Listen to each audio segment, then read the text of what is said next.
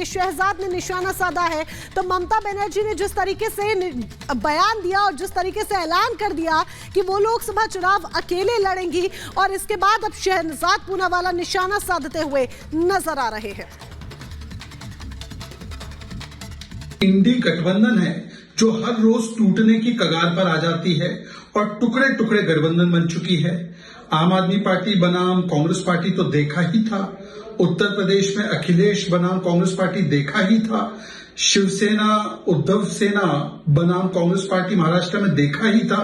परंतु अब बंगाल में जिस प्रकार से ममता दीदी कहती है इंडी गठबंधन का नाम तो हमने दिया, आइडिया हमने दिया, परंतु गाइडेंस और जो एडवाइस है वो लेफ्ट की लेते हैं और लेफ्ट से हम 34 वर्ष लड़े हैं, हम उनकी एडवाइस पर नहीं चलेंगे।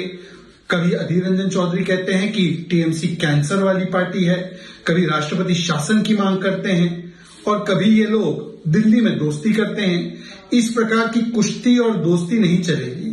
अब राहुल गांधी जी बताए कि क्या वो ममता दीदी की बातों से इत्तेफाक रखते हैं और उनको कम से कम इंडी जोड़ो यात्रा निकालनी चाहिए, न्याय यात्रा बाद में करें।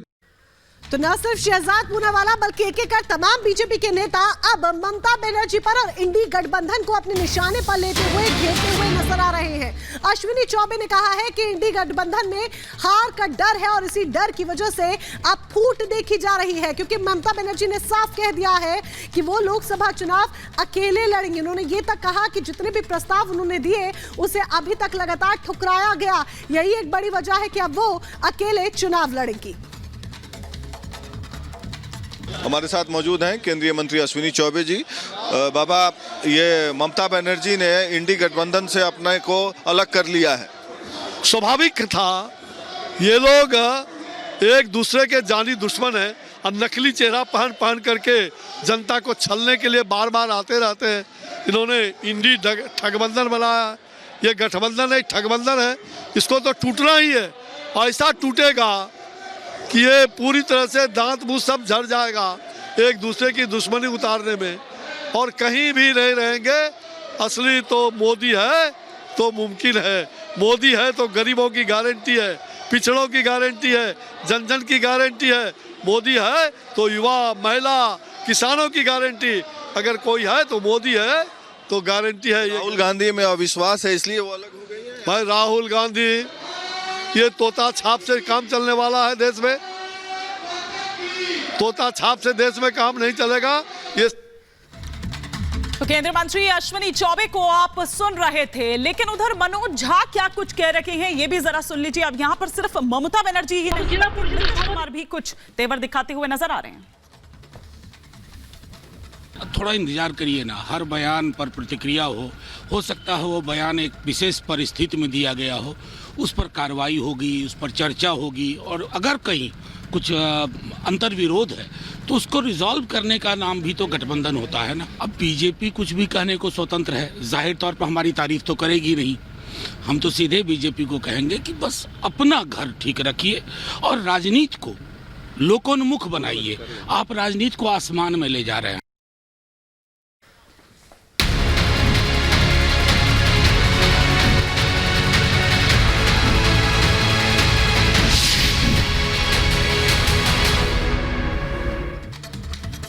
तो ममता बनर्जी ने तो ऐलान करके झटका दे दिया इंडिया गठबंधन को, लेकिन बिहार में भी हालात ठीक नहीं है। लेकिन सियासी हलचल पर जब सवाल पूछे जाते हैं तो तेजस्वी यादव यानी डिप्टी सीएम भड़क जाते हैं। आज इनसे सवाल पूछा गया कि क्या चल रहा है, क्योंकि ये कार्यक्रम के दौरान सीएम और डिप्टी सीएम अड़ोस पड़ोस में बैठे हुए थे, अगल बगल बैठे रहे करीब 10-11 मिनट तक, लेकिन किसी ने एक तरफ देखा भी नहीं एक दूसरे को, कोई बातचीत नहीं हुई। कई दिनों से अटकलें लगाई जा रही है कि दोनों के बीच सब कुछ ठीक नहीं है, जेडीयू आरजेडी के बीच सब कुछ ठीक नहीं है और सरकार संकट में आ सकती है। लेकिन जब इसी से जुड़ा सवाल पूछा गया कि आपने बातचीत क्यों नहीं की, तो भड़क गए तेजस्वी।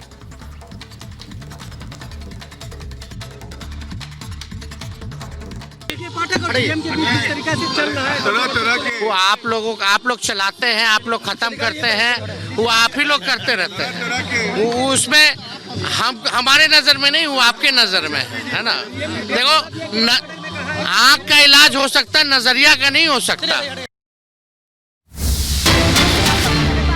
गहमा गहमी का दौर है वो देखा जा रहा है। दोनों के बीच में किसी भी तरह की कोई भी बातचीत नहीं हुई, यानी कि तेजस्वी यादव और नीतीश कुमार के बीच कोई बातचीत नहीं हुई। दरअसल एक कार्यक्रम में शामिल हुए थे, एक साथ बैठे, ये देखिए तस्वीर आपके सामने, अगल बगल बैठे हैं, एक साथ बैठे हैं, लेकिन दोनों में से कोई भी एक दूसरे को ना देख रहा है ना ही बात करता हुआ नजर आ रहा है।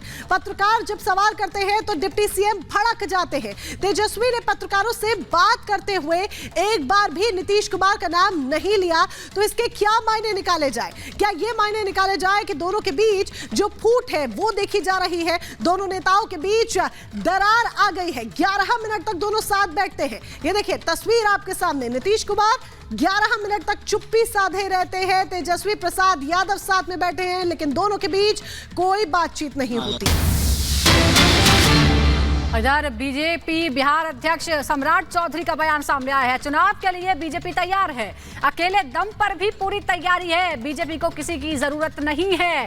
तो बीजेपी की तरफ से प्रदेश अध्यक्ष बोलते हैं कि हमें किसी की जरूरत नहीं, हम अकेले चुनाव लड़ने के लिए भी तैयार हैं, यानी अकेले भी लड़ सकते हैं, लेकिन क्या कोई साथ आए तो मना किया जाएगा? फिलहाल आपको बता दें कि सम्राट चौधरी कहते हैं कि हम अकेले दम पर भी चुनाव लड़ सकते हैं। बिहार में सम्राट जी राजनीतिक कयास लगाए जा रहे हैं कि आरजेडी और जेडीयू की दूरियां बढ़ गई हैं, बीजेपी और जेडीयू की नजदीकियां बढ़ रही हैं। देखिए, राजद के प्रभाव में जनता दल यू कुकृत करने का काम बिहार में कर रहा है, पूरी तरह दिखता है, गुंडा राज स्थापित कर दिया, सवाल ही नहीं उठता है कोई समझौता। इंडी गठबंधन के सभी लोगों को 2024 के चुनाव में खाता नहीं खुलेगा। अब तो सरदेव कपूरी ठाकुर जी का भी आशीर्वाद नरेंद्र मोदी जी के साथ। दरवाजा बंद है नीतीश कुमार के लिए पूरी तरह।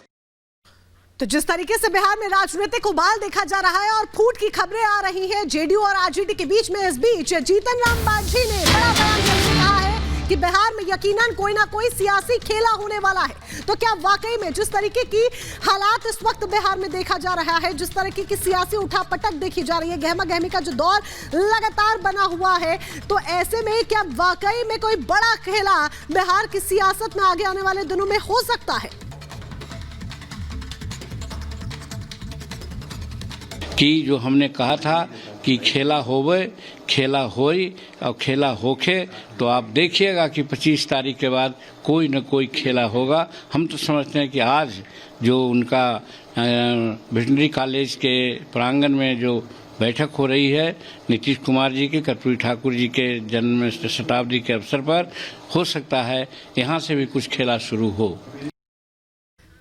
तो अटकलें तो कब से लगाई जा रही है, लेकिन जीतन राम मांझी तो बकायदा मुहूर्त बता रहे हैं 25 तारीख के। लेकिन इस बीच बीजेपी की तरफ से प्रतिक्रिया आई है। अश्विनी चौधरी कहते हैं कि आना जाना तो सियासत में लगा रहता है। क्या संकेत है इस बात के? सियासी हलचल पर अश्विनी चौबे का ये बयान जो बहुत कुछ बताता है, संकेत